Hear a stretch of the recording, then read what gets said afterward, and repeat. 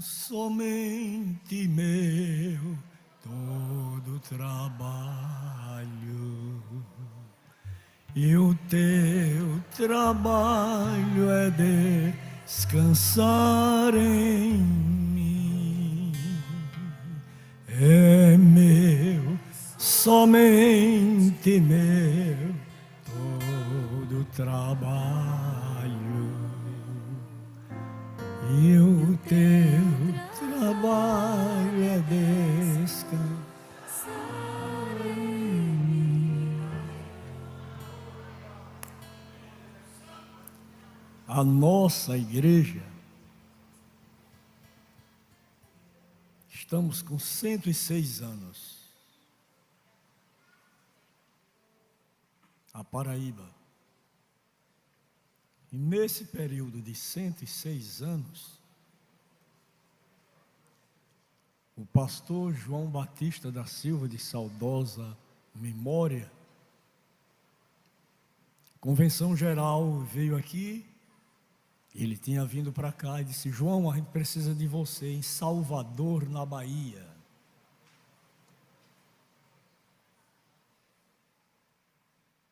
Cada instrumento é um instrumento. Uns têm mais facilidade no corte, outros menos. Uns mais afiados, outros menos afiados. Pastor foi para Salvador, na Bahia. E os baianos não foram com a cara dele. Não foram com a cara dele. Ele tinha um amigo chamado Eurico Bergstein. E Eurico disse: João, vamos fazer uma vigília? Porque hoje é assim, as pessoas pecam, desobedecem, e o culpado é o pastor da igreja. Eles não. Eu estou para ver o primeiro irmão que dizer: pastor, eu errei, eu pequei, eu desobedeci, eu não devia ter feito como era para fazer, mas eu fiz. Me ajude. Não, o culpado é o pastor. Aí eu perguntei: eu mandei você fazer isso? Eu mandei? Eu não mandei. E quando às vezes alguém vem me falar: pastor, me bota em tal cidade, eu digo: igual o seu esporão. Seu esporão é desse tamanho aqui, lá já tem uns galos velhos, olha o esporão dele. Vai bater na sua titela e você vai ficar lá.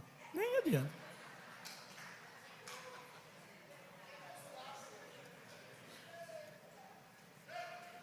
Pastor foi. Os baianos não foram com a cara dele. Ele também não tinha a cultura que temos hoje. Hoje eu sou bacharel em teologia, só não uso anel, mas eu sou bacharel.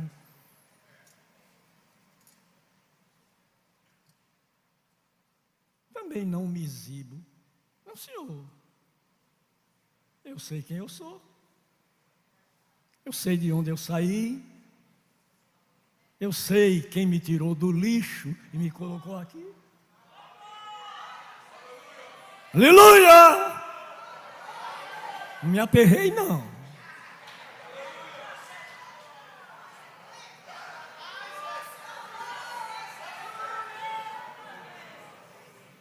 Vamos fazer uma vigília nós dois. Hoje as vigílias é com canjica, é munguzá, é arroz doce, é garrafas de café. Está fora, rapaz.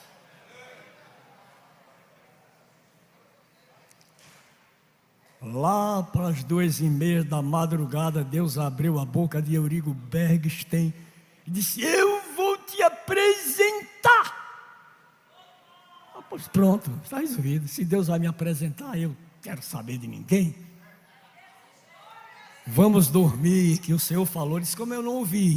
Ele disse: mas eu já ouvi. O Senhor falou comigo, vamos dormir. Aí foram dormir. Quando foi na quarta-feira, os baianos vieram tudo para a igreja. Digam assim comigo: a quem Deus apresenta, apresenta.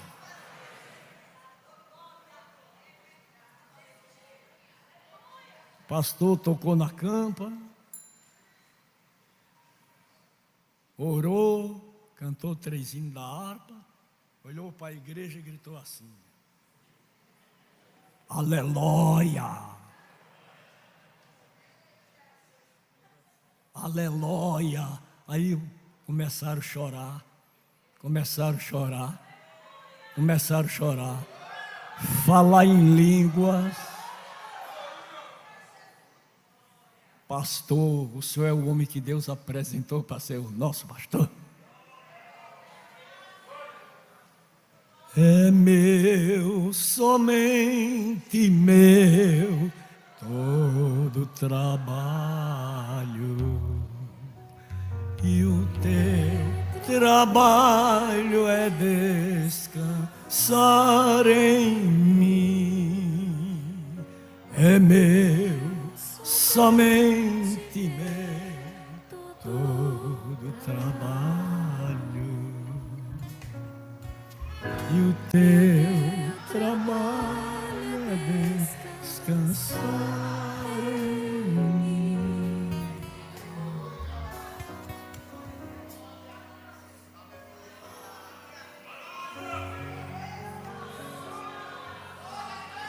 Um pastor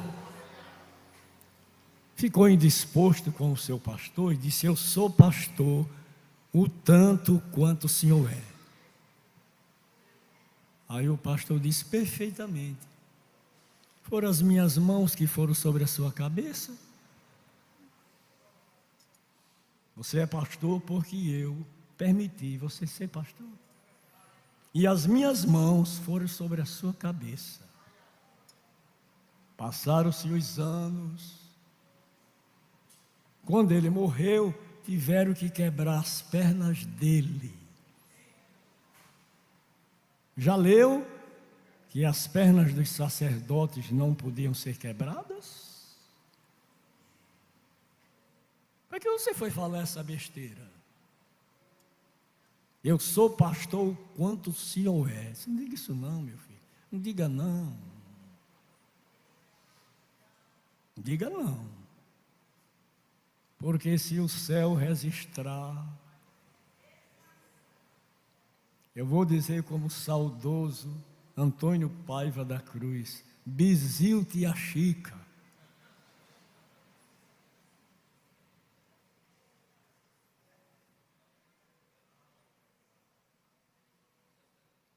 Aonde nós estamos, há uma mão protetora, há um cuidado.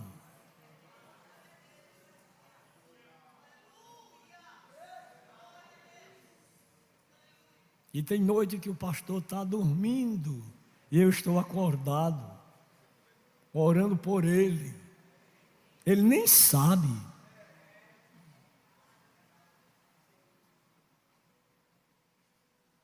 O que o diabo já organizou. Aqui tem uma chave geral. Quando ela dispara, pum, aí eu sei onde é. Aí eu pego o carro: vamos lá comigo. Não, aqui está tudo em ordem. Está nada, rapaz. E ele não me revelou que não está? Ele me revelou que não está. Escuta aí. Convidei um pastor para um lugar chamado Serra Grande. Pastor, Serra Grande, pastor? Eu disse Serra Grande. Eu não vou mudar. Se ele disse é Serra Grande, se ele dissesse Campina Grande, eu alugar uma casa para você morar lá. Mas ele disse Serra Grande. E vá para lá, porque a sua geladeira está toda ruída, acabada. Ele me mostrou a geladeira ruída e acabada. Vá para lá. Aí ele: se eu vou mesmo, pastor. Aí foi. Com 3 meses ele está lá. Aí um irmão da cidade disse: olha, pastor, chama sua esposa porque eu quero ir com o senhor em Cajazeiras. O que é que o senhor quer comigo em Cajazeiras? Eu vou comprar uma geladeira, a melhor que tiver no comércio, que Jesus mandou eu lhe dar. Não foi eu que telefonei para ele, não. O céu.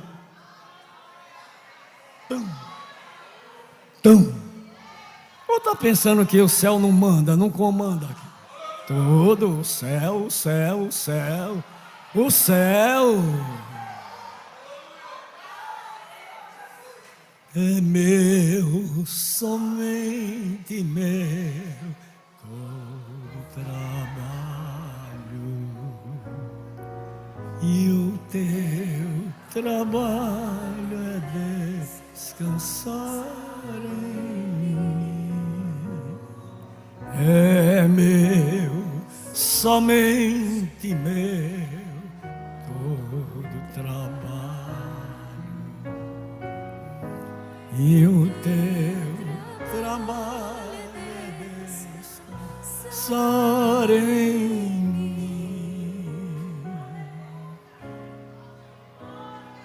O trabalho é meu. O trabalho não é seu, não. O trabalho é meu.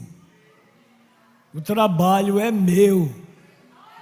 E eu coloco aonde eu quero colocar. Agora o trabalho é meu. O trabalho não é seu.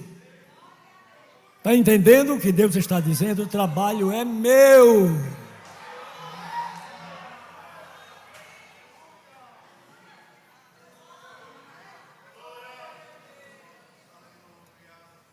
Eu relutei, eu disse para Deus, eu não quero ir para João Pessoa. Não quero ir para João Pessoa, não. Eu quero ficar no interior do estado. Bote quem o senhor achar melhor. Formado, letrado, doutor em divindade. Eu sou um matuto esclarecido. Eu disse para ele, eu sou um matuto esclarecido. Porque ninguém pensa que eu sou um bobinho, não. Não, você se engana.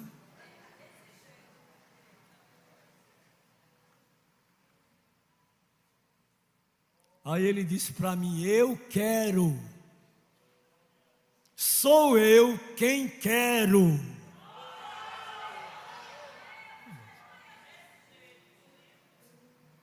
E eu estou por aqui. No dia que ele disser, levanta a barraca.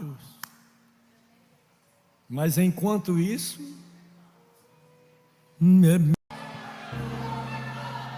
continuemos no aprendizado.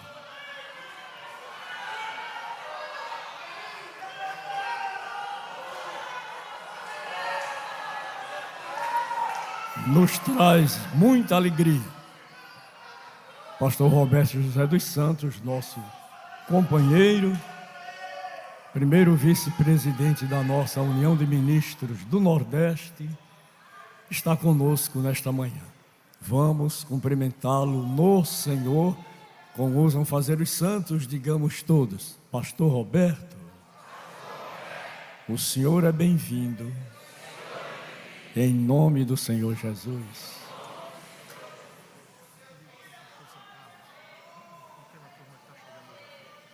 Está acompanhando o pastor Roberto, o pastor José Carlos.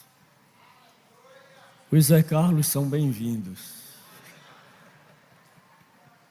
Não é possível que uns 10 Zé Carlos não dê alguma coisa, né? Aqui em João Pessoa tem 2 Zé Carlos de Lima. Tem o rico e tem eu que sou o pobre. Vamos cumprimentá-lo, digamos todos, o Senhor continue te abençoando. Com a oportunidade de ministrar para nós, o pastor Edi Vinagre.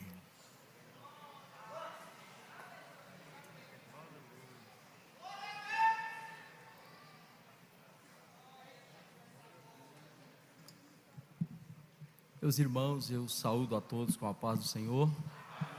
Grato a Deus pelo esse privilégio de retornar a essa casa nessa manhã. Agradeço ao pastor da igreja, pastor Zé Carlos, pela oportunidade nos facultada nessa manhã, privilégio rever aqui alguns amigos, pastor Joel, um homem lá de Valência, que Deus continue te abençoando, é um amigo que Deus nos deu ali na Bahia, outros tantos companheiros que estão aqui nesta manhã. Amados, eu quero não mais do que ir além do assunto que Deus tem posto ao nosso coração para cooperar com alguns irmãos. Prazer em ver aqui a nossa irmã Isabel, amém, seu esposo, são amigos que nós aprendemos a amar, estiveram conosco ali em São Paulo, cooperando, e a pandemia nos uniu, né, irmã Isabel? Ficamos um bom tempo juntos, viajaram comigo, fomos para o Mato Grosso na época, nós temos lá uma propriedade, e aproveitamos a pandemia e ficamos juntos ali, foi bênção do céu, estreitamos a nossa amizade. Amados, vamos à palavra de Deus nessa manhã, Romanos capítulo de número 13, eu quero cooperar nessa manhã, trazendo a vocês um pensamento dentro do tema de autoridade espiritual. Paulo diz no versículo 1 e o versículo de número 2: toda alma esteja sujeita às autoridades superior, porque não há autoridade que não venha de Deus, e as autoridades que há foram ordenadas por Deus. Versículo 7 ele diz assim: portanto, dai a cada um o que deveis, a quem tributo, tributo, a quem imposto, imposto, a quem temor, temor, e a quem honra, honra. Meus irmãos, você já me conhece, como pastor de igreja, já presidindo há 18 anos a igreja ali em Vila Bela, mas pastoreando há mais de 30 anos. Nos últimos anos, Deus nos deu uma direção e começamos a trabalhar um pouco esse assunto de liderança e cooperar com alguns amigos, com alguns pastores. Essa é a minha função, não é outra, senão cooperar com a palavra pastoral. Esse é o propósito do meu coração nesta manhã. E esse assunto de autoridade tem subido ao meu coração, principalmente nos dias atuais, devido aos desafios que nós enfrentamos na liderança da igreja. O assunto vocês já conhecem, nós estamos falando aqui a liderança. Paulo é o autor da epístola aos Romanos. Embora Paulo não estivesse presente como apóstolo ou como missionário, mas Paulo vai a Roma somente preso. Porém, Paulo é informado de tudo o que ocorre na igreja de Roma. E agora, aqui no capítulo 13 dessa epístola, que é considerada uma epístola que faz um divisor de águas em todas as epístolas de Paulo, visto que ela contém um cunho teológico profundo. Por ela, os pais da igreja se converteram, muitos deles. E aqui no capítulo 13, há aqui uma fala de Paulo, que é consenso no conjunto histórico, que Paulo está respondendo um questionamento da igreja de Roma. Qual o questionamento? Paulo, é lícito nós nos submetermos às autoridades constituídas? Eles estavam se referindo, obviamente, às autoridades que governavam sobre Roma. Estavam se referindo aos imperadores, homens que possivelmente naquela época já implacavam a perseguição à igreja. Mas a pergunta era: é lícito nós nos submetermos a eles, pagarmos tributos a eles? E quando Paulo vai responder esse questionamento, ele nos traz, irmãos, então, uma riqueza no que diz respeito à autoridade. Por quê? Porque já no versículo 1, Paulo faz uma afirmação profunda.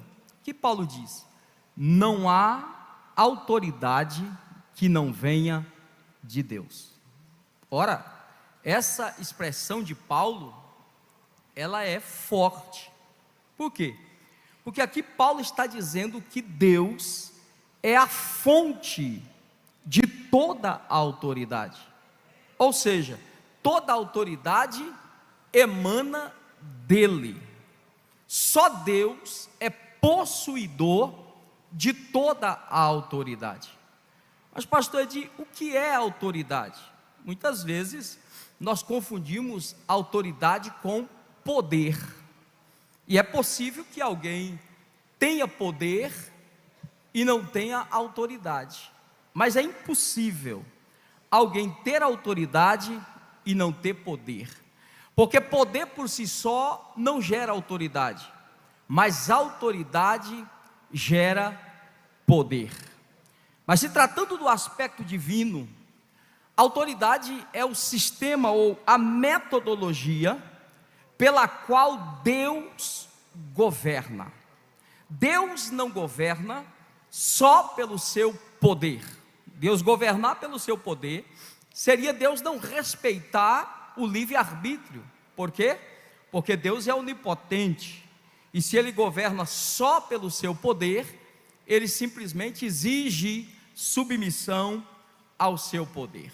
Mas não, Deus estabelece a sua autoridade, o seu domínio, o seu controle, com um só propósito: para que haja governo. Por que precisa haver governo, pastor? Porque governo é o princípio de Deus para que haja ordem. Irmãos, Deus é ordeiro. Deus não se manifesta aonde não há ordem. Precisa haver ordem para que haja unidade. E unidade é um princípio divino que condiciona a bênção de Deus. O Salmo 133, por exemplo, diz que é bom e é quão suave que os irmãos tenham ou vivam em unidade, porque ali aonde? Ali aonde há unidade, ali o Senhor ordena a bênção e a vida para sempre.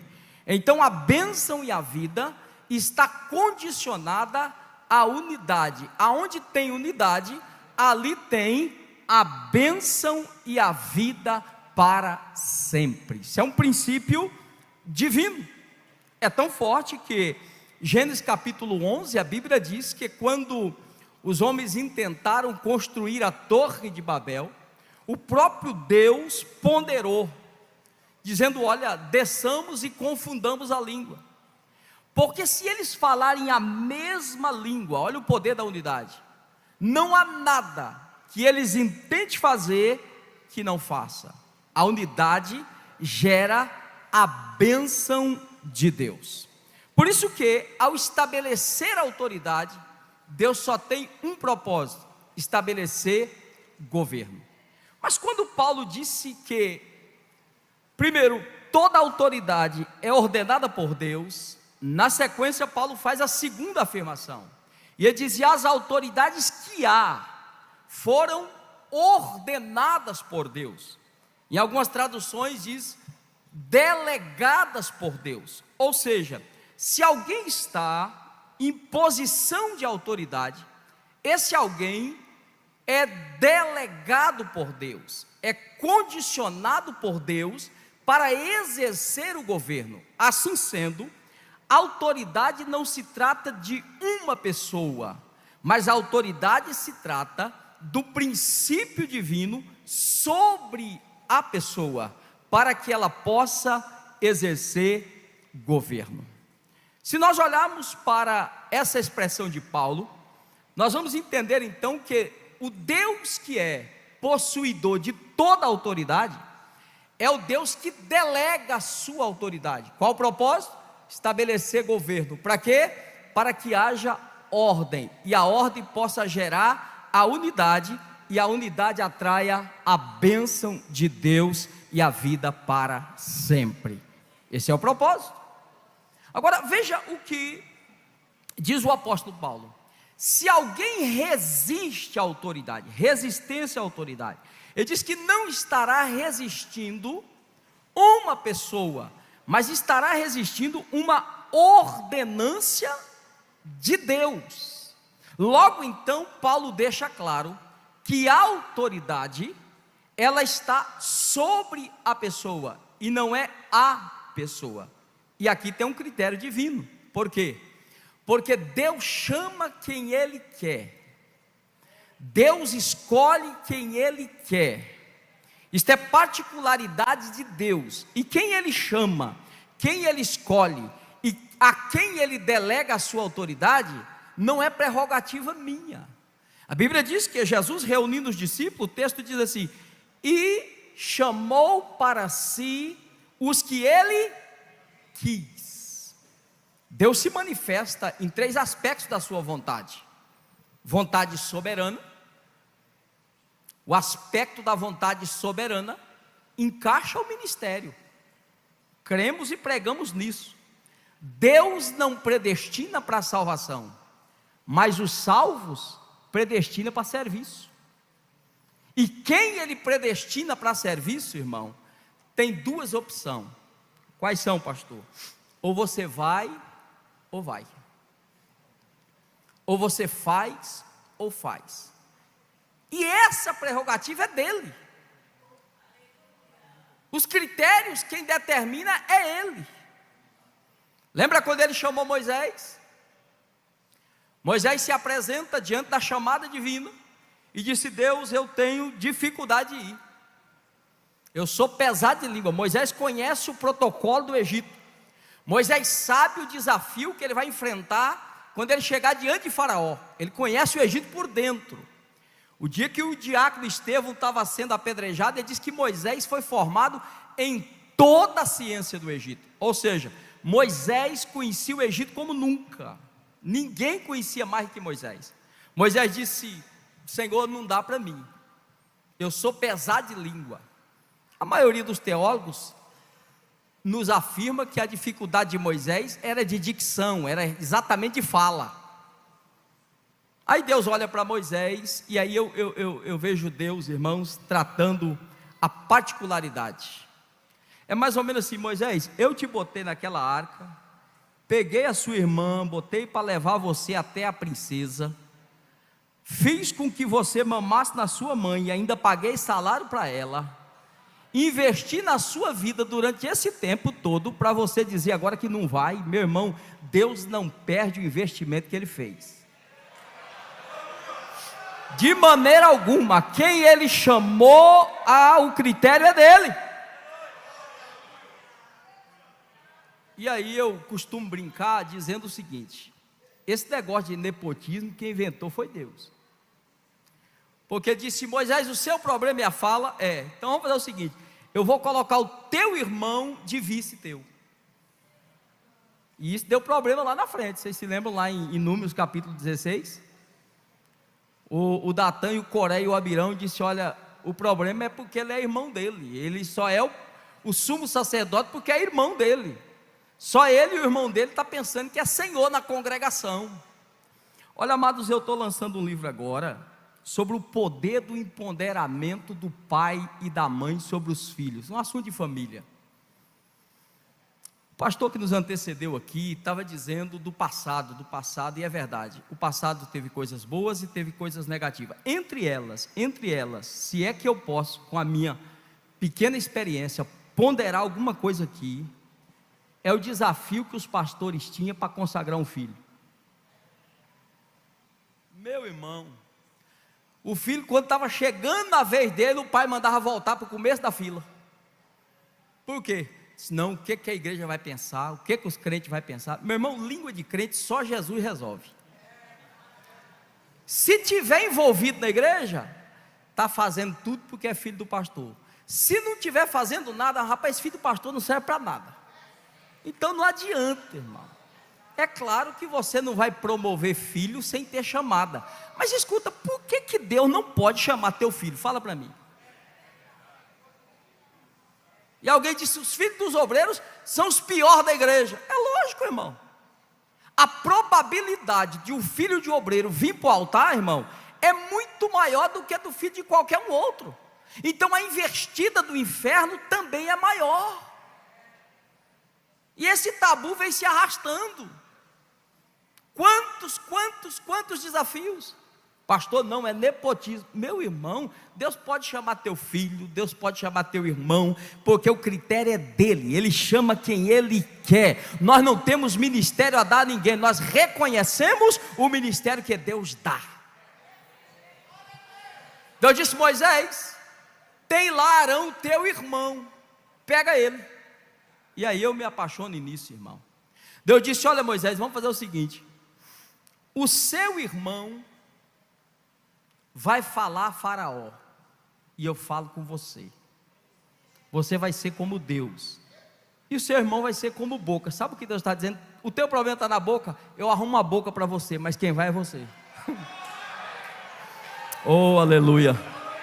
Meu irmão, não corra não. Se tem um problema aí, ele resolve o teu problema, mas continua te usando, porque ele chama quem ele quer. E aqui começa um grande problema, irmão. Aqui começa um grande problema. Porque eu olho a pessoa. Então eu vou medir se eu me submeto a ela, se eu reconheço a autoridade dela, pelo perfil dela, pela fala dela, pelo jeito dela, pelo currículo dela, pela origem dela. Mas Deus é mestre em começar a fila de trás para frente.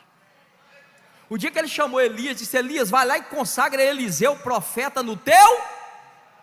A Bíblia diz que Eliseu era a 12ª junta de boi, ele estava quase que no fim da fila. Sabe o que Deus fez? Começou a fila de trás para frente. Então, irmão, não fique, olha, durma tranquilo, pastor, quando eu vou ser consagrado, o homem me barra. Meu irmão, ministério que homem barra, não foi Deus que deu. Você só precisa entender isso, porque se Deus lhe chamou, e você crê nisso, não tem homem na terra que barre esse negócio. Não, pastor Edi, é que tem lá um grupinho que puxa meu tapete, saia do tapete e vá para a rocha. Eu quero ver puxar rocha, meu irmão.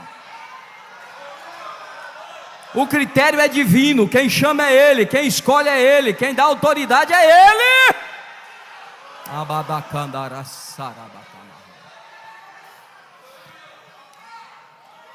Agora Deus disse a Moisés, Moisés, Arão vai ser como boca, e você vai ser como Deus. Amados, aqui tem um princípio que eu queria olhar com vocês.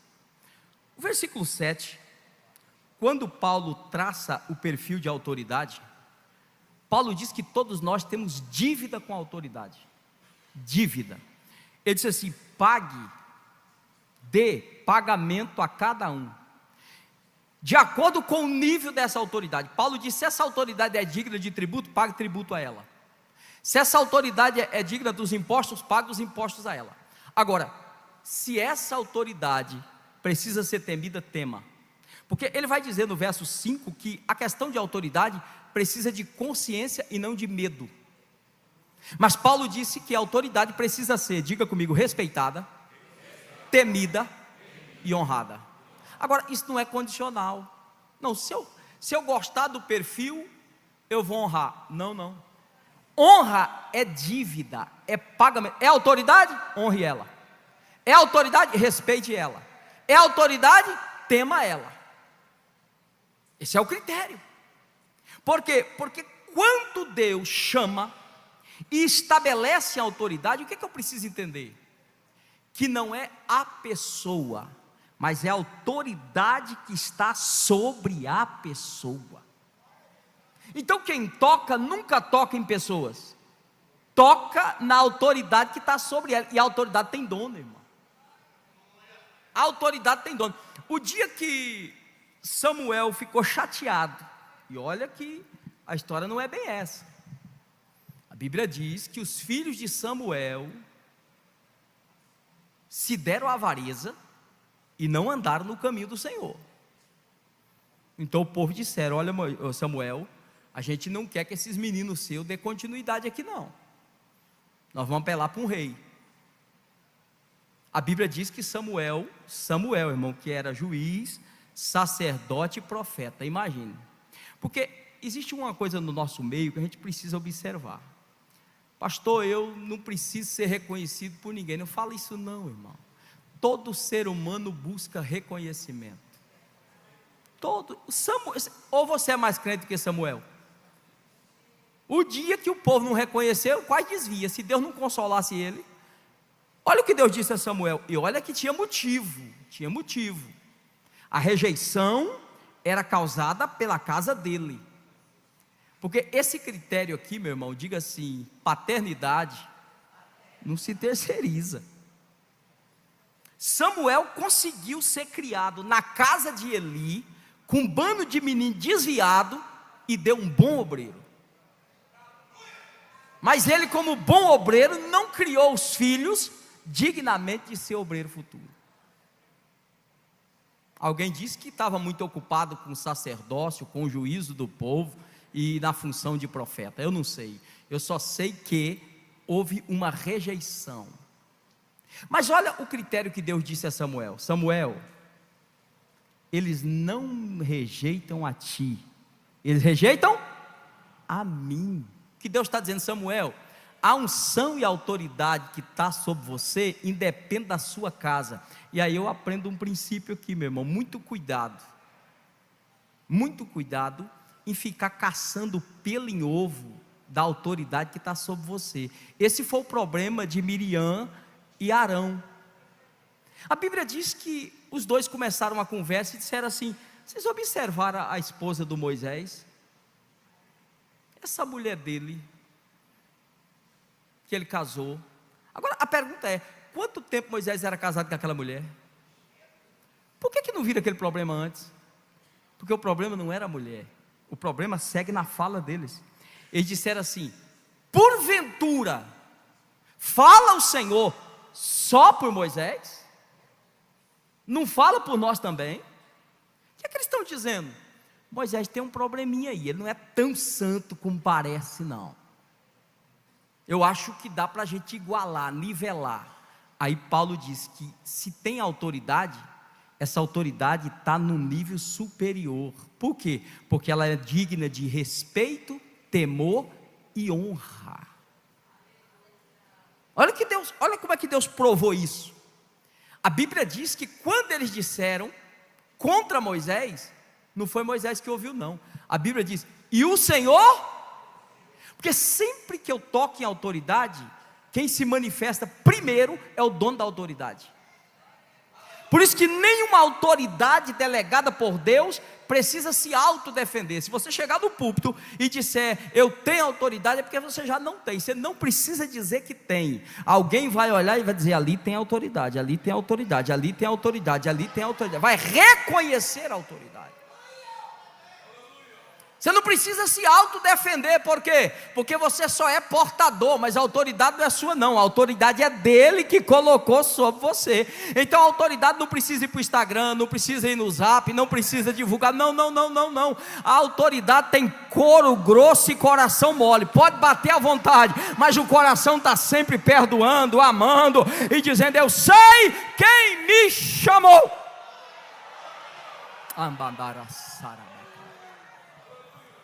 Não precisa se autodefender, quem defende é Ele. A Bíblia diz que quando eles falaram, o texto diz assim: e o Senhor ouviu. Quem ouve primeiro é Deus. E Deus ouviu e marcou uma reunião, irmão, ministerial, e não deu a Moisés nem o tema da reunião. De repente Moisés está lá, a nuvem começa a se mover, Jeová está vindo.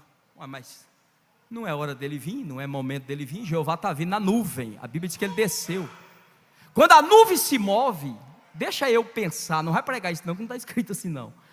Mas eu parece me ver Moisés virando para Miriam e disse: ô Miriam, está tudo em paz aí com o ciclo de oração? Porque Jeová está vindo, não falou nada comigo, está vindo na congregação. Disse: não, tá, eu estou batendo pandeiro, as irmãs estão dando os glória aqui, está tudo certo. O Arão e o sacerdócio, não, o sacerdócio está tudo bem, os meninos estão lá matando bezerro, recebendo a oferta do povo, está tudo tranquilo, mas Jeová está vindo, eu não estou entendendo isso. Aí ele vem, na coluna de nuvem, e quando ele vem, ele estaciona na porta de Moisés. Moisés não está entendendo. Aí Deus disse: Moisés, Miriam, Arão, sai para fora, vem para a reunião. E quando eles se aproximaram, Deus não fala com Moisés agora, Deus fala com os dois. Deus disse assim: Miriam, Arão, deixa eu dizer um negócio a vocês, tendo profeta no vosso meio, eu uso. Se esse profeta tiver sonho, eu dou a ele a interpretação. Mas deixa eu dar um detalhe a vocês aqui. Com Moisés, meu servo, é diferente. É diferente. Irmãos, sabe o que eu aprendo aqui? E isso não é motivo de nenhum líder se envaidecer, não. Porque isso é apenas a graça de Deus. Não tem como tornar comum o que Deus separou. Eu vou usar uma expressão bem pesada, talvez até um pouco forte aqui, mas a avacalhação que está no ministério de um modo geral, é porque estão querendo nivelar todo mundo igual, irmão. O líder precisa ser honrado, respeitado e temido, porque sobre ele está a autoridade, e através dele vem a bênção de Deus. Mas não, qual é o problema? O senhor é pastor? Eu também sou. Sim. Eu sempre digo, quando eu chego no ambiente, se eu perguntar, o pastor está aí, não me pergunte o nome dele não, porque eu estou falando sobre o pastor. Por exemplo, aqui só tem um pastor dessa igreja. Não, pastor Hinaldo aqui é pastor, o outro aqui é pastor. Não, os outros são pastor na igreja, mas aqui só tem um pastor da igreja. Por quê, pastor? Porque Deus não estabelece duas autoridades no mesmo ambiente, irmão. Uma visão dentro de outra visão gera divisão. E Jesus foi quem disse que reino dividido não. Isso é forte. Deus disse: Miriam, Arão, com Moisés, meu servo, o tratamento é outro. Agora a pergunta é: Deus tocou no assunto da mulher dele? Deus abordou algum assunto de que Miriam e Arão estavam falando? Sabe por que Deus não falou nada? Porque não tinha nada a falar. Porque aquele assunto eles construíram uma narrativa. Todo rebelde constrói uma narrativa para tentar igualar o líder. Ele fica caçando pelo em ovo. Cuidado com o excesso de intimidade, irmão. Poder igual ao sol, muito perto você queima, muito longe você esfria. Acha o teu lugar. Acha o teu lugar. Uramandaras.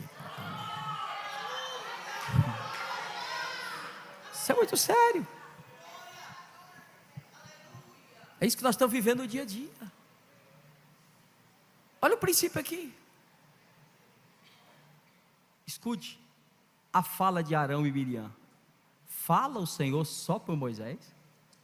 O que eles estão querendo? Nós queremos ter o mesmo nível de fala dele. Sabe o que é isso, irmão? Minar a autoridade. É claro, nós trabalhamos, irmãos, na igreja, com a melhor intenção possível, querendo agregar todo mundo. E esquecemos desse princípio aqui. Se eu tivesse tempo para falar sobre autoridade delegada, nós iríamos tratar de autoridade delegada no mundo espiritual, autoridade delegada na natureza, autoridade delegada no mundo secular. E todo mundo conhece isso. E ninguém tem dificuldade de aceitar isso.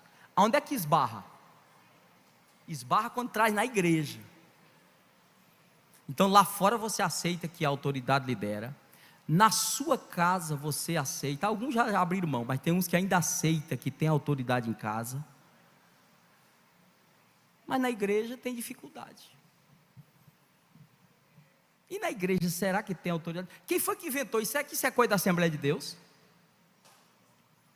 Jesus disse para Pedro, quando ele fez uma enquete com os discípulos: quem diz os homens ser o filho do homem? Mateus capítulo 16, a partir do verso 13, Jesus começa a tratar isso. Eles disseram: Senhor, eles dizem que o Senhor é Elias, outros dizem que o Senhor é Jeremias, outros dizem que é um dos profetas. Aí Jesus fechou a pesquisa. Está bom, eles estão dizendo isso, então. Agora eu quero saber de vocês estão mais próximos aqui. Quem vocês dizem que eu sou? Pedro não perdeu tempo, passou à frente e disse: Senhor, tu és o Cristo, o Filho do Deus vivo. Jesus olhou para ele e disse assim: Simão, essa revelação não foi da terra não, foi do céu. Você só sabe isso porque meu Pai te revelou. Já que você teve essa revelação, Jesus disse: eu vou edificar a minha igreja. De quem é a igreja, irmão? É dele, diga: a igreja é dele. A igreja é de Jesus. Ele disse: eu vou edificar a minha igreja. A minha igreja, as portas do inferno não prevalecerão. Tem duas linhas para entender essas portas do inferno, uma no contexto local e outra escatológica.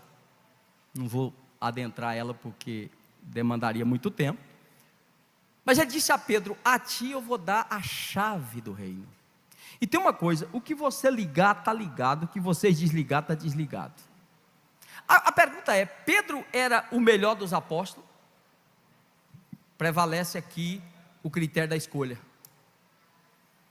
João era o mais íntimo, era aquele que deitava no peito. Para muitos, João era o mais santo. Mas o mais santo conversou com a mãe e falou: fala com Jesus, para quando ele estabelecer o reino, coloca eu de vice, meu irmão de segundo vice, e o que sobrar os outros pegam.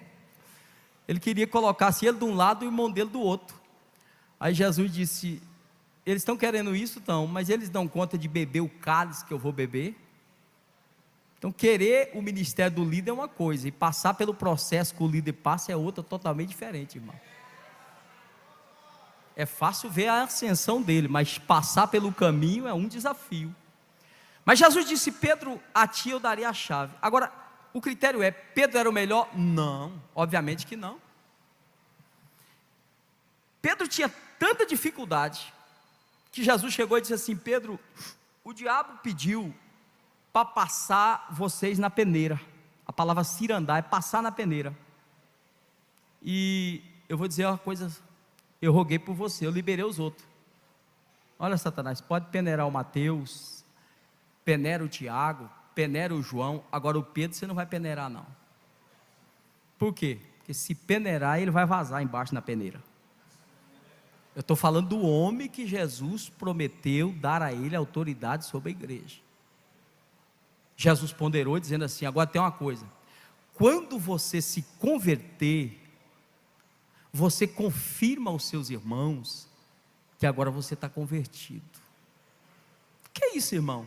O critério da escolha é dele, ele preserva quem ele escolheu, provando que Deus não conta com os perfeitos para fazer a sua obra, mas ele aperfeiçoa depois que chama. Paulo diz que o tesouro que temos, é claro que a salvação está em vaso de barro, e barro trinca, barro suja. A mensagem sempre é perfeita, mas quando sai imperfeita, porque ela vem do trono perfeita, mas quando passa pelo vaso, o vaso, irmãos, contamina a mensagem. Não tem vaso que não contamina a mensagem, então ela não sai com a perfeição que veio, mas é critério divino. Ele olha para Pedro, escolhe a Pedro, e faz a Pedro uma chamada. Diz a Bíblia, vocês conhecem a história, que Jesus é preso. Lucas registra lá no capítulo 22, a partir do verso 50, que Pedro seguia Jesus de longe. De repente está junto com as criadas, e quando perguntaram para ele: escuta, você pertence ao ministério dele? Ele disse: eu não vi esse homem, não conheço ele. Não, não, nunca vi esse homem. Enfim, Pedro nega Jesus. Aí eu faço a seguinte pergunta: Judas traiu Jesus, sim ou não? E Pedro publicamente dizendo 3 vezes que não conhecia ele, traiu também ou não? Então ambos traíram, sim ou não? Por que Judas terminou tão mal e Pedro terminou bem? Porque há uma diferença gritante, irmão. Qual é a diferença? A diferença está na lealdade que Pedro tinha e na fidelidade que Judas tinha. Ô pastor Edir, mas Judas é fiel? Sim. Me aponte qualquer erro de Judas até o momento da traição. Era um grande obreiro. Só que qual o problema de Judas? É o desafio que nós vivemos hoje, irmão. Há muito obreiro que está interessado no ministério do líder e não na pessoa do líder. Ele é fiel ao que o líder pode oferecer para ele, mas ele não é fiel ao que o líder é para ele. Então, o dia que o líder deixar de oferecer, ele deixa de ser fiel. Ele acorda totalmente infiel. Como é que o senhor diz isso, pastor? João registra no capítulo 18 que Jesus vai ser preso. Lá vem Malco comandando a equipe que ia efetuar a prisão. Chega e pergunta: a quem buscai? Jesus de Nazaré. Sou eu. Por 3 vezes caíram por terra. Jesus disse: não precisava tudo isso. Eu tive todo o tempo no vosso meio, pode me prender, pode levar. Quando Malco se aproxima para algemar Jesus, Pedro olha e disse: no meu pastor ninguém toca não.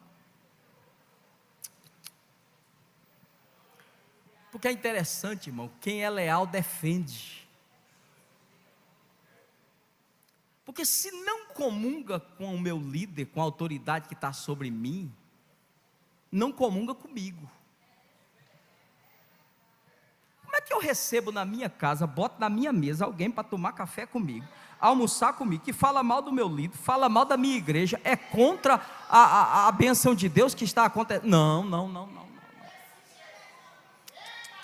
No mínimo você é conivente, irmão. Pedro tem uma atitude de defesa. Jesus disse: Pedro, guarda a espada, chegou a hora. Que é isso? Uma atitude de lealdade, defender. Josué capítulo 1 verso 18, a Bíblia diz que quando Josué assumiu o lugar de Moisés, ele reúne a liderança do povo e disse: olha, nós temos promessa, a terra prometida está diante aí, e Moisés passou e o Senhor me entregou a liderança, nós vamos avançar. Quem está comigo aqui?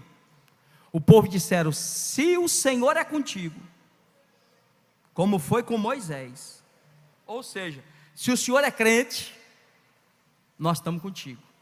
Só tem uma ressalva que nós vamos fazer. Qual é a ressalva? Todo homem que for rebelde a palavra da sua boca, a gente mata. Eles disseram para Josué: deixa que a gente resolve. O que é isso, irmão? Para promover unidade, alguém chama isso aí fora de bajulador, de auto se promover, não importa, diga o que quiser. O que nós precisamos entender é que a bênção de Deus vem através da autoridade que está estabelecida sobre nós, e se essa autoridade está sendo posta em xeque, eu preciso defendê-la. Por quê? Porque a minha bênção também vem dali. Ah, pastor Di, eu não acredito nisso. Esse é o grande problema, irmão.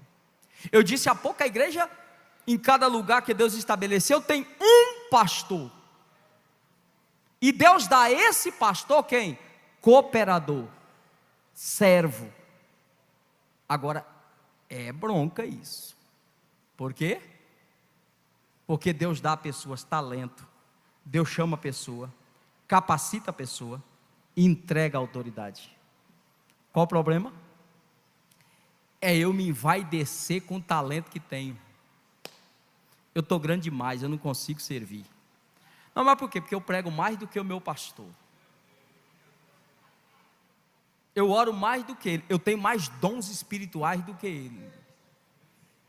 Eu sinto mais poder do que ele no culto. Faz tempo que ele não fala nem línguas. Sabe o que significa isso diante de autoridade? Nada.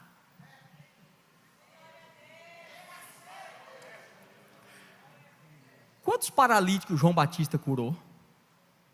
Quantos enfermos João curou? Quantos mortos João ressuscitou? No dia que Jesus entrou na fila do batismo, João disse: eu que devo ser batizado por ti, tu é maior do que eu. Eu não sou digno nem de desatar a sandália. Eu já disse para esses do meu ministério aqui que o Senhor é maior do que eu.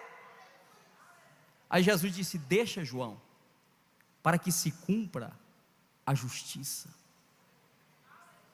Jesus caminha uma semana para começar o ministério dele. Ele não começou fazendo nenhuma cruzada, ele não começou expulsando nenhum demônio. Como é que ele começou? Ele começou recebendo o batismo de João. Por quê? Porque João é a autoridade, segundo Malaquias 4, é a voz de Deus vigente da época. João é a autoridade do cenário. Imagine agora, Jesus chegando e entrando do outro lado do Jordão. Se olha, o pastor João está pregando ali, eu vou pregar aqui, eu vou abrir, o meu batismo é aqui. Quem não quiser ficar com o João, vem comigo. Não, Deus não trabalha assim não. A unção e o poder vem de cima, a autoridade eu sempre pego embaixo, porque é ela que legitima. Se não, vejamos, a Bíblia diz que João batizou. Quando João batiza, acontece 3 coisas: o céu se abre, o Pai fala e o Espírito desce. E o que foi que o Pai falou?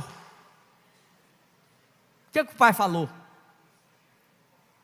Este é meu filho amado, em quem tem o quê? Prazer. Qual o prazer do Pai? O prazer do Pai não é quando você canta, não é quando você prega, não é quando você ora, é quando você obedece, é quando você submete. Porque todas as vezes que eu me submeto à autoridade, o céu se abre, mas todas as vezes que eu quebro a autoridade, o céu se fecha. Olha o que disse Samuel no capítulo 15, verso 22, quando Saul se apresenta e diz: Saul, tem porventura o Senhor prazer em holocausto? Senão que primeiro lhe obedeça. Qual é o contexto ali? Deus havia dado uma ordem: vá contra os amalequitas, elimine por completo, porque a medida deles tinha enchido. Abraão queria eliminar lá atrás, Deus disse: a medida não está completa. Quando a medida completa, irmão, sai misericórdia e entra juízo. Todos nós temos uma taça, viu? Todos nós. Agora o escritor aos Hebreus reforça o que disse Jeremias: as misericórdias do Senhor são novas a cada manhã. Para quem? Para quem que se quebranta, para quem busca misericórdia. Toda manhã Deus tem uma cota nova, toda manhã tem uma cota nova de misericórdia. Provérbios 29 diz que se eu endurecer a cerviz, a última vértebra aqui, não fizer mais isso, ó, porque não tem coisa pior do que dar comida para girafa, irmão. Tem que pôr escadinha. Você está pregando, ele está comendo só da ponta da gaia, assim, ó. Mas o grego não diz bem assim, o hebraico não diz bem. É verdade, é bom corrigir, mas ouça, será, irmão, não tem culto que a gente não aprende. Se o pregador for muito ruim, você aprendeu a ter paciência durante 1 hora ouvindo ele, já aprendeu alguma coisa, irmão. Então fique em paz e deixa Deus falar, seja para você ter paciência ou para ser edificado.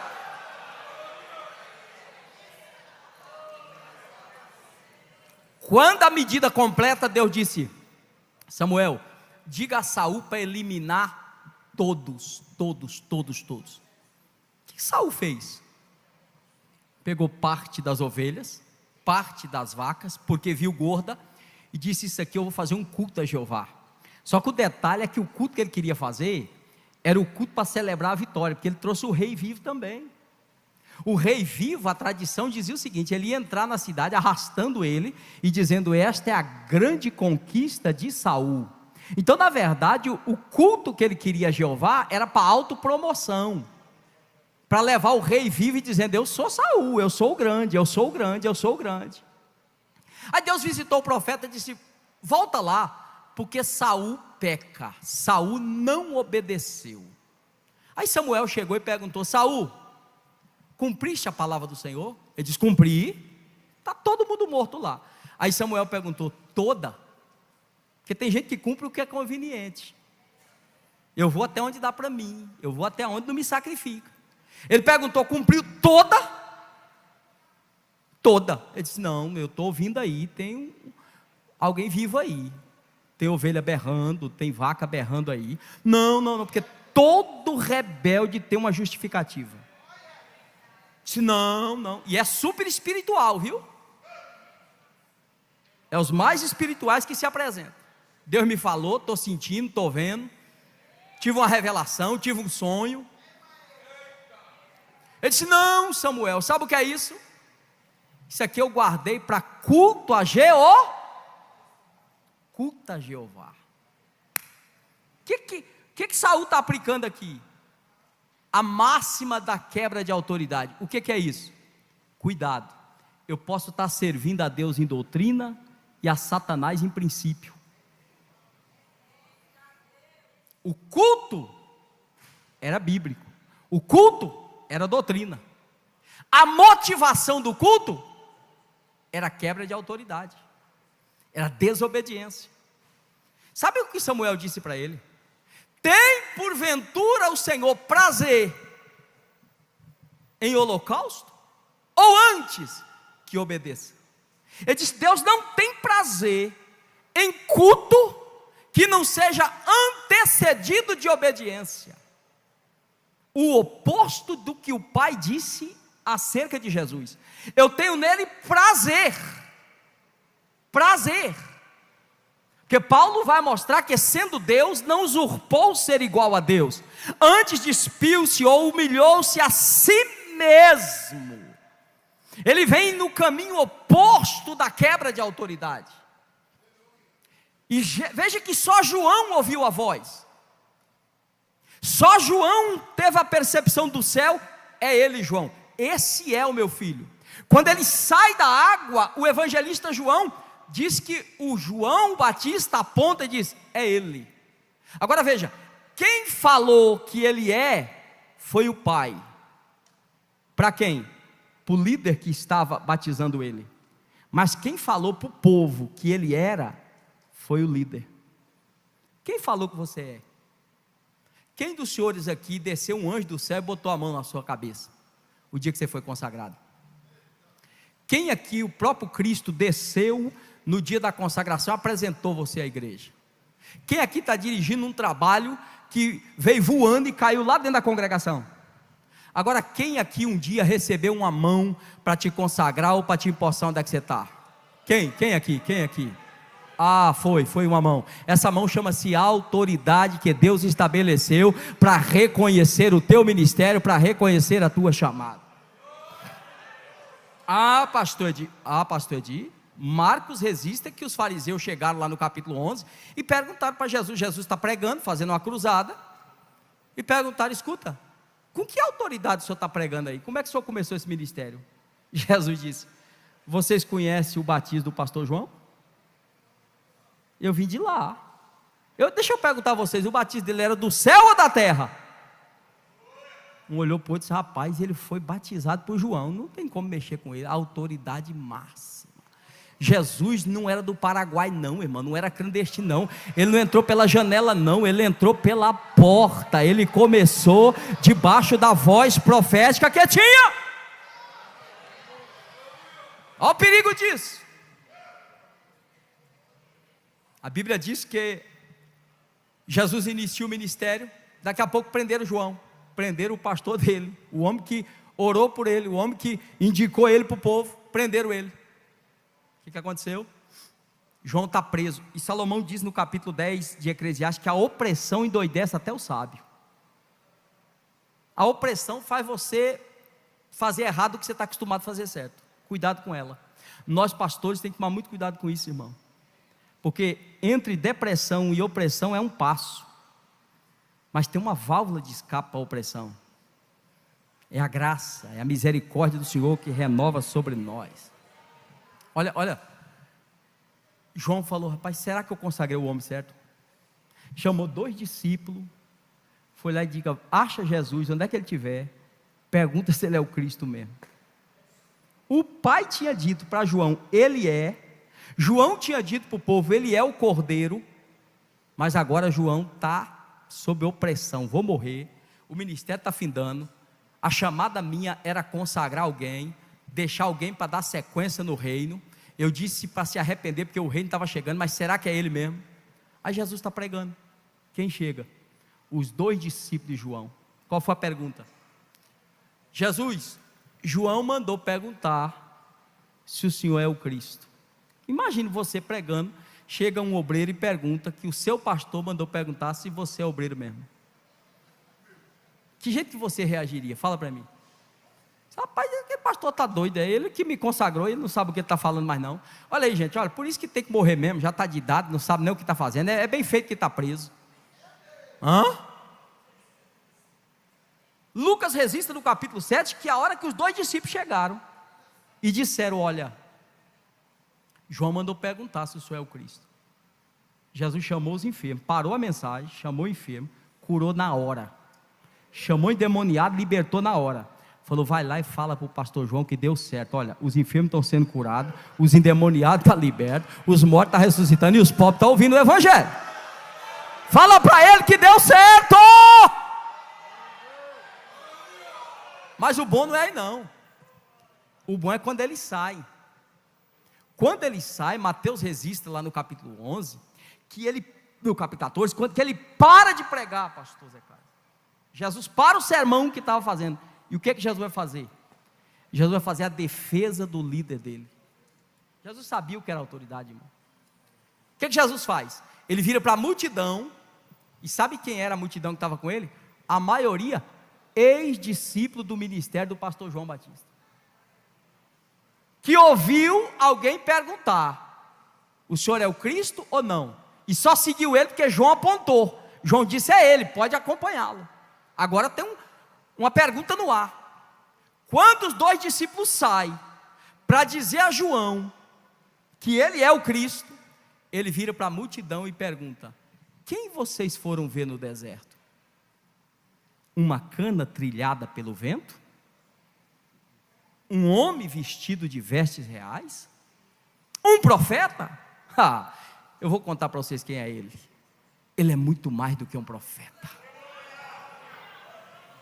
Você consegue falar bem do seu pastor mesmo quando ele te corrigir ou não? Muito mais do que um profeta. Ele é o anjo do Senhor. E quando o povo se animou, ele disse: tem mais uma coisa: dos nascidos de mulher, não tem ninguém maior do que ele. Quando ele diz dos nascidos de mulher, a multidão que está ouvindo ele está crendo que ele é de Nazaré, que ele é o filho de José, o filho de Maria. Não está crendo nele como o Cristo ainda. Ele está dizendo o seguinte: João é maior do que eu. Ele está reconhecendo a autoridade de João, porque tanto João como Jesus sabia a posição, irmão. Chegaram para João e disseram: João, sabe aquele rapaz que você consagrou aquele dia lá e que falou que ele é o Cristo? Ele está batizando mais do que você. Eu quero crer que João olhou e disse: eu vou consagrar alguém para ser pior do que eu? Eu só consagro gente para ser melhor. Importa que ele cresça, importa que ele cresça. Eu sei para que fui chamado. Porque o Pai testifica: este é o meu filho amado. Quando eu me submeto à autoridade, o céu se... Mas quando eu quebro a autoridade, o céu se fecha. E aqui tem um detalhe. Samuel disse a Saul: Saul, esse culto seu é feitiçaria. E aí, meu irmão? Está escrito ou não? Porque teimar, porfiar, fazer do seu jeito. Eu não disse que era para matar tudo. Você por acaso é profeta, fique no seu lugar. A unção de profeta está sobre mim. Eu disse o quê? Eu estou parafraseando o texto para você entender. Porque tem gente, irmão, que quer ir além daquilo que foi chamado. O pastor dá uma palavra, o líder dá uma orientação. Diz: não, pastor, mas é que eu senti de fazer. Acaba com esse sentimento, irmão. Você não está aí para sentir. Ô pastor, mas na minha visão, e quem foi que falou que você foi chamado para ter visão? Ah, pastor, mas só é muito radical. Não, radical não. Pastor, então eu não posso ter visão da obra? Da obra não. Você pode ter visão na obra. Tem diferença? Grande. Você pode ter visão para cooperar, mas não visão para agir, para decidir, para atravessar. Você quer ver um exemplo? Eliseu começa o ministério, e a Bíblia diz que partiu dos liderados, não partiu dele não, uma visão de aumentar a congregação. Chegaram para Eliseu, eles olharam, o lugar é pequeno, tem que aumentar essa congregação. Vamos fazer o seguinte, vamos fazer um projeto aqui. Fizeram o projeto. Só olha, quem está disposto a cooperar aqui para aumentar a congregação? Todo mundo se dispôs. E o outro levantou a mão e disse: eu queria ir, mas eu não tenho machado, não tem problema não, a gente arruma um para você, mas você vai. Está tudo certo, tudo certo, tudo certo. Vamos? Não, vamos não. Vamos falar com quem é responsável pela obra. Não sai quebrando parede sem pedir autorização não, que vai dar problema, irmão. Chegaram para Eliseu e disseram assim: Eliseu, o lugar é estreito, a gente queria a sua bênção. É interessante, irmão, você já sabe. Primeiro, nunca fale com o pastor de meio-dia para tarde. Se não conseguir agendar um gabinete de manhã, não fale de meio-dia para tarde não, que você está pedindo para apanhar. Ele já ouviu de tudo, já teve um monte de problema. Quando você entrar, ele vai dizer não antes de você. Quando você disser Pai do Senhor, ele diz não. Então você tem que ser sábio, irmão, ser sábio. Eles chegam diante de Eliseu e disse: profeta, a gente tem que apresentar um problema e uma solução. Tem obreiro que só traz o problema, e o problema é pior ainda, irmão, porque ele já traz o problema e potencializa o problema. Pastor, lá precisa de uma reforma. Pastor, tá bom, meu, vamos ver o que a gente faz. Mas eu quero falar para o senhor que lá o povo é pobre. Pastor, lá não entra, lá não tem jeito. Meu irmão, eu quero dizer a você o seguinte: não existe lugar impossível. Tem lugar difícil, mas impossível não. Você é a pessoa que Deus pôs lá. Não existe igreja ruim, tem um dirigente ruim na frente dela. Não existe ciclo de oração ruim, tem uma dirigente ruim. Não. Porque quem tem chamada de Deus, se botar na pedra, vai criar lodo e vai nascer. Mas é um negócio de pedir igreja grande, você já viu isso? Pastor, eu queria que o senhor me botasse numa igreja grande. Faz a tua crescer, meu irmão, fica grande. Mas não, o problema é o povo. Eu disse na Bahia, na convenção agora, Moisés teve esse mesmo problema. Ele subiu para o monte, foi orar. De repente o povo virou para o vice. Segura aí os vices que eu vou mexer um pouquinho com vocês. Virou para o vice, para o Arão, e disse: Moisés não vem mais não. Abandonou a gente, foi-se embora para lá. Vamos fazer o seguinte: a gente quer um Deus para adorar. Arão, tira esses brincos aí, esses pingentes, traz isso tudo aqui. Ele já estava acostumado, tinha praticado isso no Egito. Diz a Bíblia que ele derreteu, pegou o buril, trabalhou, fez o bezerro, colocou diante do povo e disse assim: esse é o Deus que vos tirou do Egito. De repente Deus disse assim: Moisés, desce, porque o teu povo peca. Porque Deus trabalhava assim: se o povo estava santo, ele disse: Moisés, é meu povo. Se o povo estava em pecado, ele disse: vá lá que é teu povo. Porque só é de Deus se for santo. Se tiver com problema é do pastor, porque nós fomos chamados para aperfeiçoar santo.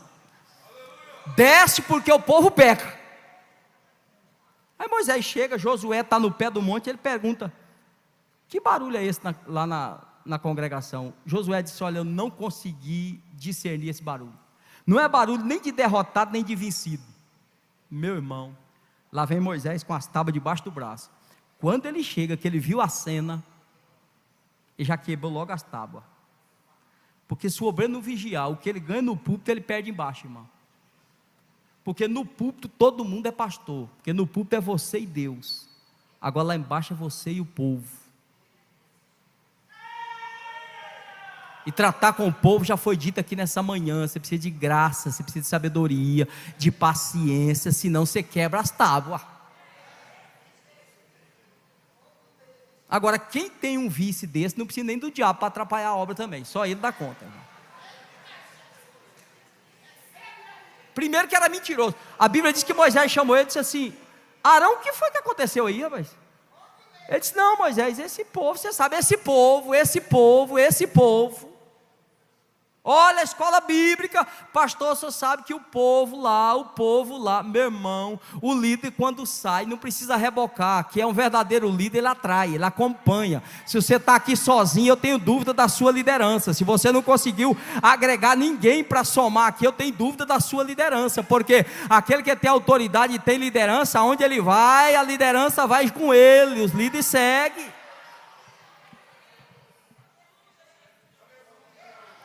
O que aconteceu, Arão? Olha o que ele diz: eu joguei no fogo e saiu isso aí. Para, meu irmão, que fogo é esse? Joguei no fogo e saiu isso aí. Irmão, que benção os obreiros que nos auxiliam. Mas a posição de cooperar é muito delicada, porque você está entre você e o povo. É fina a linha demais, irmão. O povo chega para Eliseu e disse: olha, o lugar é estreito, o que é que eles fazem? Eles têm, diga comigo, tem a visão, mas não toma atitude por conta própria não. Serve-te de liberar a gente para ir. Eliseu tem a bênção, pode ir, pode trabalhar. Mas a Bíblia diz, e um deles, eu gosto disso, um deles, um que tinha mais juízo que os outros, disse: o senhor não quer ir com a gente? Porque quem quer andar certo, irmão, não tem medo de ser supervisionado. Não tem. Não tem dificuldade de apresentar relatório. Não está exigindo relatório demais. Meu irmão, só se você não tiver o que botar no relatório. Mas se você tiver o que botar no relatório, você preenche com prazer. Olha meu relatório, olha meu relatório. Eliseu disse: eu irei. Começa a obra. A visão partiu do líder? Não, a visão partiu do liderado. Agora, liderado foi tomando atitude sem antes a bênção do líder? Não, por quê? Por que isso? Porque a visão e a autoridade que Deus deu ao líder, irmão, está com ele. E eu disse aqui agora há pouco e mostrei biblicamente, que ele é diferente dos demais, não é a pessoa, mas é a unção que está sobre ele que exige isso. Diz a Bíblia que eles começaram a trabalhar e de repente aconteceu. O que aconteceu? Um acidente de percurso. Acontece, irmão. Acontece acidente de percurso. A Bíblia diz que o machado caiu e o moço gritou o quê? Ai, meu Senhor. Porque o machado era, eu gosto de sempre lembrar que aquele machado tinha um valor moral. Voltar para a cidade sem aquele machado era colocar o ministério de Eliseu em xeque. Esses meninos do pastor Eliseu tomam emprestado e não devolve. Então tinha que voltar com o machado. Agora veja, cortar madeira eles podiam, visão para crescer a congregação eles podiam, mas fazer o ferro flutuar, só Eliseu podia. Um pastor pode ficar 50 anos, pastor Juliano, na congregação, numa igreja. Eu passo, tu passa, outro passa, prega a mensagem, tal, povo da glória. Aí o pastor levanta e conta duas historinhas. A igreja vira de ponta cabeça, Jesus salva. Eu passo aqui, passo ali, presido lá em Vila Bela, Juliano passa aqui, passa ali, não, o pastor está terça, está aqui. O maior pregador é o pastor, irmão. Eu nunca tive essa experiência que os cantores têm. Os cantores, o povo diz assim, ele pega o microfone e diz: olha, irmãos, eu ia cantar outra música, mas a pedido, às vezes nem pediram, mas ele fala a pedido. Então ele passa um congresso só, 3 dias com o mesmo hino. Alguém chegou para mim e disse: pastor, é dia a pedido, prega aquela de novo. Imagina o pastor da igreja, irmão. O dia que o pastor não está, a cadeira está vazia, tem diferença o culto ou não? Agora, ele pode estar e não pregar, não fazer nada, ele não fez nada, entre aspas, no culto, não fez nada, ele não pregou, até a bênção apostólica ele autorizou outro dar.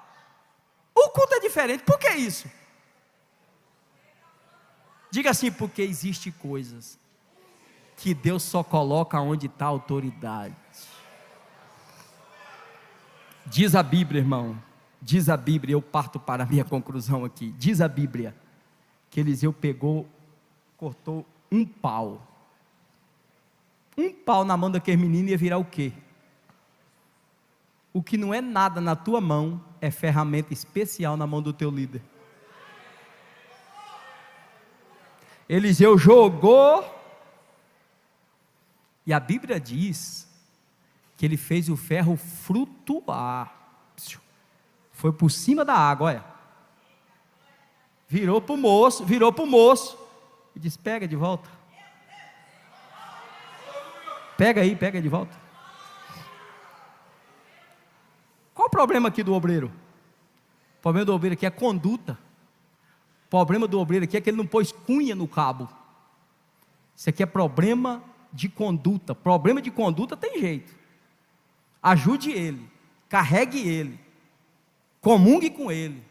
Pastor, esse camarada teve uma fraqueza, vá com ele, meu irmão, ajude ele, chame, aconselhe. Isso é conduta. Conduta fere a santidade. Princípio fere o caráter de Deus. É irreconciliável na maioria das vezes. Eliseu disse para o moço: pega de volta. O moço pegou, a obra continuou, o machado foi devolvido para o dono. Por quê? Porque eles estavam trabalhando debaixo de uma autoridade. Dê o nome que você quiser. Deixa eu só concluir aqui, porque eu não esqueci do Pedro não. Ele era leal. E Judas, pastor, só fiel. Jesus ressuscita e manda um recado para as mulheres: diga aos meus irmãos que eu estou indo. Agora fala para Pedro não faltar na reunião. Você iria, depois que ele morreu, ouvindo que você traiu ele? Só que tem um detalhe, a Bíblia diz que quando Jesus estava sendo julgado, ele é levado de uma sala para outra, e quando ele é levado, ele passa aqui no alpendre, ó. E quando ele vai passando, ele viu Pedro lá embaixo, e quando ele viu, ele só parou e deu uma olhada para Pedro. Ele não falou nada, ele só olhou. Quando ele olhou, parece os pais de antigamente, os meninos já tremiam. Jesus só olhou. A Bíblia diz que Pedro saiu e chorou amargamente. Aí lá vem Jesus, marca a reunião. Você foi? Pedro também não foi, mas Jesus disse: não tem problema, eu vou até eles. Pedro pega a turminha, volta a pescar. Enquanto eles estão tentando pegar o peixe, Jesus já está com o peixe frito, porque ele se antecipa. Chegou na praia e disse: vinde, vem comer comigo. Pedro disse: se tem peixe é ele, se tem peixe é ele. O dia que ele me chamou foi com peixe. Hoje ele está aqui para retornar, reforçar a chamada, tem peixe de novo. Abacandarapacambandaravacá. Quem ele chama, ele não desiste. Pedro está só com roupa de banho, correu, pôs a roupa. Enquanto ele está pondo a roupa, João já corre na frente e já cola Jesus. João não perdia tempo, João cola. Aí Pedro, quando sai, se trocou, saiu, virou para Jesus e disse assim: Senhor, e esse rapaz aí, o que vai ser dele? E Jesus falou: Pedro, a reunião aqui é para você. O que te importa a ti se eu quero que ele fique até que eu venha? Alguém disse: João não vai morrer? A história mostra que não mataram ele, bota no tacho, tira do tacho. Eu já vi João ser fritado tantas vezes, irmão, com os pregadores. A gente bota ele no tacho, tira do tacho. Mas enfim, botaram ele lá na ilha de Patmos. Aí Jesus veio. O que Jesus estava dizendo? Pedro, a promessa com você é outra história. Para João, eu tenho uma revelação lá na frente. Ele vai ficar até que eu venha. Enquanto ele não veio para João, João não morreu. Mas ele virou para Pedro e disse assim: ô Pedro, e aquele negócio lá que você traiu, como é que faz? Você disse que não me conhecia, foi assim?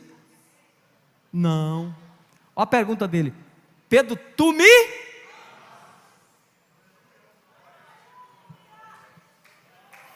Senhor, tu sabes. Mas deixa eu reforçar: você me ama? Segunda vez. Aí ele disse assim, na terceira vez: Senhor, tu sabes. O que é esse tu sabes? Tu Meu irmão, você pode falhar, mas Ele sabe até onde foi essa falha sua. Ele sabe qual foi a sua intenção. E Deus não trabalha como a gente. Eu faço o meu pré-julgamento, Ele não, Ele conhece a sua história. Ele sabe o que precedeu a falha. Ele vê Pedro sob pressão, mas quando Pedro diz, tu sabe o quê? Tu sabe que eu falhei, eu disse que não conhecia, mas tu sabe também que quando tu olhou, eu já chorei. Eu já chorei, Jesus, a conta está zerada. Jesus disse, não tem problema, eu só vim te dizer que a promessa continua de pé. Apacenta as minhas ovelhas. E Judas, pastor? Judas? Jesus entra na casa de Maria. Maria toma o vaso de perfume. Alguém disse que era 300, 350, sei lá, se era um ano, 360, dinheiro para comprar o perfume. Eu sei que era muito dinheiro.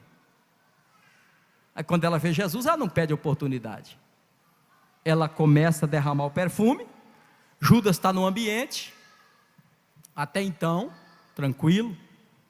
Judas faz a seguinte indagação: que desperdício! Por que não vende esse perfume e não dá isso aos pobres? Sabe o que o Judas está fazendo? Ele está nivelando o líder dele com os pobres. E Jesus não desprezou os pobres. Jesus disse, os pobres sempre tereis convosco, mas a oportunidade de me ter é única. Sabe qual é a visão de Judas? Judas, ele está interessado no que o mestre pode oferecer para ele, do ministério do líder dele, na projeção que ele estava equivocado do que Jesus vinha proporcionar. Então, qual é o nível que ele mede? Ele não está preocupado com a pessoa de Jesus, ele está preocupado com o ministério de Jesus. Deixa eu dizer uma coisa nessa manhã, cuidado com isso, muito cuidado, irmão. Para que aniversário de pastor? Para que festa? Para que gastar essa dinheirama? Não honra, não respeita e não teme, e não reconhece a autoridade que está sobre. Lembra da sunamita? Ela reconhece a autoridade de Eliseu, honra Eliseu, e por ela honrar, Deus ressuscitou até um sonho morto dela de ser mãe. Ela disse, eu não tenho necessidade alguma, até esqueceu da maior necessidade que ela tinha, mas quando você honra, Deus ressuscita isso. Eu concluo aqui, sabe quanto Jesus valia para Judas? 30 moedas. Sabe quanto ele valia para Maria? Mais de 300 dinheiro. Quanto vale o seu líder e a autoridade que está sobre ele? Que Deus te abençoe, que Deus te prospere. Meus amados, última vez que eu passei por aqui, a dificuldade de trazer livro é muito grande, mas eu tenho aqui 5 livros nossos, quer dizer, 4, porque um é o melhor deles, é o livro da minha esposa, irmã Isabel, Saindo da Sombra, Mulheres com Propósito. Minha esposa tem ministrado comigo em algumas convenções, voltada a assunto para mulheres, e aqui ela trata de 14 mulheres na Bíblia, que desenvolveram a sua chamada, sem quebrar o princípio de autoridade. Depois nós temos aqui, verdades que todo cristão precisa saber, autoridade espiritual, princípios para a família cristã, e aqui um dos seminários que nós trabalhamos muito, que é segredos para prosperar na terra, e o manual de escatologia bíblica, é apenas um manual, porque de escatologia tem mestre aqui, ok? Então é apenas um manualzinho. Se você quiser esse manual para ler o livro do pastor Juliano, compre. Se for para ler só o livro, compre o dele, porque aqui é só o manual. Irmãos, esses livros estão à disposição de vocês, com uma promoção especial. Todos eles custariam hoje R$180. Você vai pagar R$150 nos 5 livros, estará à sua disposição. Que Deus abençoe em nome de Jesus.